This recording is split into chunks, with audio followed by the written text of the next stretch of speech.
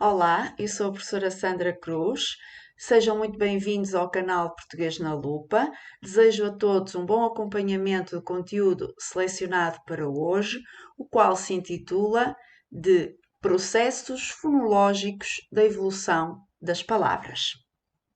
Vamos lá então.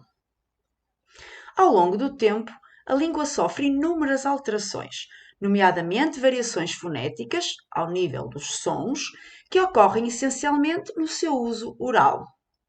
Esses fenómenos de modificação do som das palavras chamam-se processos fonológicos e são de três tipos: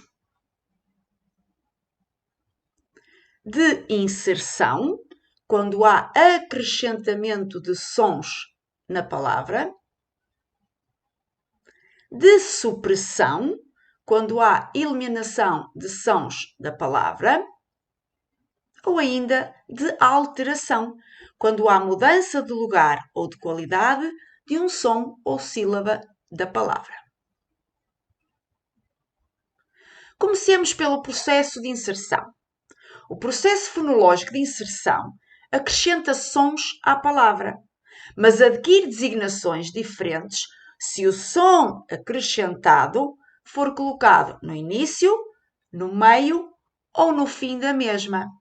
Assim chama-se de prótese se o som é acrescentado no início da palavra.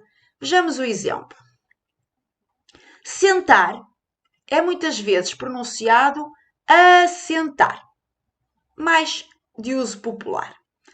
O que é que as pessoas fazem aqui? Acrescentam no início da palavra sentar o som a. Então, utilizam uma prótese, que é um processo fonológico de inserção no início da palavra. Um outro exemplo. Recear é também muitas vezes pronunciado de arreciar, também de uso popular. E o processo é o mesmo. Acrescentou-se no início da palavra recear o som a. Logo, temos uma prótese, que é a inserção de um som no início de uma palavra. Chama-se epêntese se o som é acrescentado no meio da palavra. E atenção que o meio não tem que ser exatamente a meio. Portanto, o meio é considerado da segunda à penúltima. Neste exemplo, humilé passou a humilde. Então, o que é que aconteceu? Acrescentou-se no meio da palavra humilé o som de. Então, verificou-se aqui uma epêntese, que é a inserção de um som no meio da palavra. Um outro exemplo, para perceberem melhor. A palavra depois, muitas vezes ouvida como dita depois, não é? Sofre o mesmo processo. Acrescentou-se no meio da palavra depois o som S e aí deu despois. Também só acontece no uso popular. Então temos aqui mais uma vez uma epêntese. Paragoge é o nome que se dá quando o som é acrescentado no fim da palavra. Vejamos. Ante passou a dizer-se antes. O que aconteceu então? Acrescentou-se o som S no final da palavra ante. Então aqui dizemos que estamos na presença de uma paragoge. Também no exemplo amor, amor, e muitas vezes as pessoas carregam na vogal final, vou comer, vou fazer. Portanto, há muita gente que carrega nesta vogal e está a executar, não é? Ou a pôr em prática o processo da paragoge, ou seja, está a acrescentar à palavra um som no final. Portanto, também verifica-se muito quando é assim o uso mais popular, não na linguagem padrão. Já o processo fonológico de supressão elimina sons da palavra, mas adquire também designações diferentes se o som for retirado no início, no meio ou no fim da mesma. Assim chama-se de aférese se o som é eliminado no início da palavra. Vejam. A palavra antigamente dita de avantagem passou a pronunciar-se hoje de vantagem. O que aconteceu? Retirou-se do início da palavra vantagem o som a. Portanto, deu-se a supressão do som inicial da palavra. A isto chama-se afere-se. Um outro exemplo. Está passa a tá, que é um uso oral e que vocês utilizam diariamente nas vossas conversas uns com os outros, em que dizem tá bem, tá feito, tá ali, estás fixe. Vocês estão exatamente a fazer uma afere-se, que é retirar ou suprimir o som inicial da palavra está, que é o som es, e ficar apenas tá. Portanto, o que vocês fazem é uma afere-se. Depois, chama-se de síncope se o som eliminado for no meio da palavra. Por exemplo, a palavra rivo, antigamente era assim que se dizia, o que se diz hoje de rio. O que aconteceu? Como é que evoluiu esta palavra? Foi retirado no meio da palavra rivo o som V e ficou rio. Portanto, isto é uma síncope. Um outro exemplo. A palavra para, também hoje muitas vezes é usada oralmente, nunca escrito, oralmente, para. O que acontece aqui? Retira-se no meio da palavra o som a e de para passa a para. Portanto, executamos aqui uma síncope. Apócope é quando o som eliminado é retirado no fim da palavra. Por exemplo, mortal passou a mortal. Ora, à palavra mortal retirou-se o som final e então executamos uma apócope para que a palavra ficasse mortal. Um outro exemplo. A palavra homem também se diz em muitas regiões home, o meu home, aquele home, portanto é de uso popular, oral também, nunca escrito. E as pessoas que dizem assim, desta maneira, a palavra fazem uma apócope, que é retirar à palavra homem o som final, que é o som M. E então homem fica home. É engraçado. Ora, finalmente, o processo fonológico de alteração muda de lugar ou qualidade, sons ou sílabas da palavra. Todavia, temos 4 processos de alteração. A assimilação, se 2 sons contíguos se tornam iguais ou semelhantes. E contíguos aqui significa juntos, seguidos.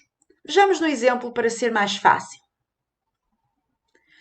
A palavra nostro passa a nosso. O que acontece aqui é que o som S vai assimilar o som que lhe está contíguo, que é o som T, e transformá-lo à sua semelhança. Portanto, vai transformá-lo noutro S. Daí, nostro transformar-se em nosso. É claro que aqui também temos a queda do R, que é, como vimos anteriormente, uma síncope. Mas para a compreensão deste processo, a queda do R não nos interessa. Interessa-nos aqui a assimilação do T pelo S e a sua transformação num outro S. Ok? Um outro exemplo. Na palavra ipso, que passou a isso, deu-se exatamente a mesma coisa. O som S vai assimilar o som que lhe está contíguo, junto, e que é o P, e vai transformá-lo à sua semelhança. Portanto, vai transformá-lo num outro S. E daí dar isso.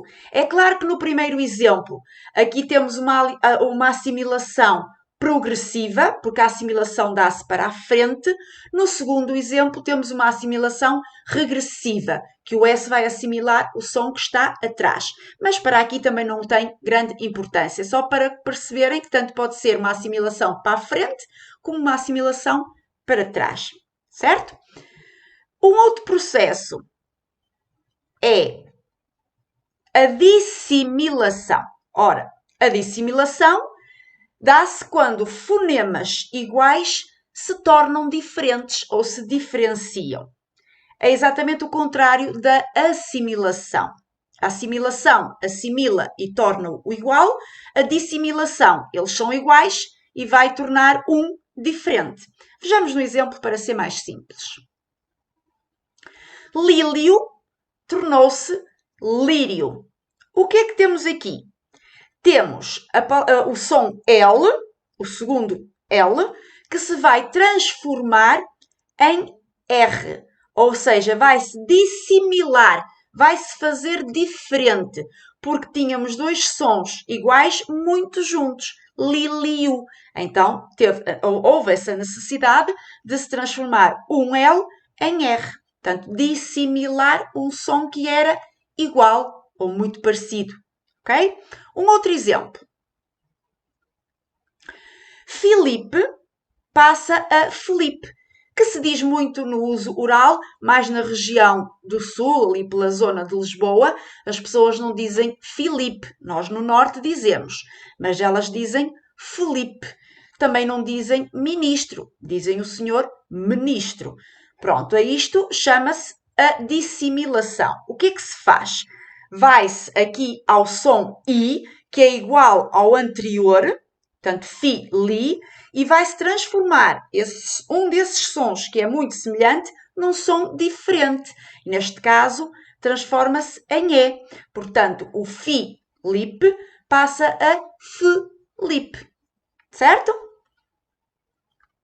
Temos ainda a redução vocálica, se há o enfraquecimento de uma vogal, ou seja, onde uma vogal vai ficar mais enfraquecida no que respeita ao seu som, como por exemplo aqui na palavra olhos, que passou a olho, o que se verifica é que a vogal O, inicialmente aberta, passa a O, vogal fechada.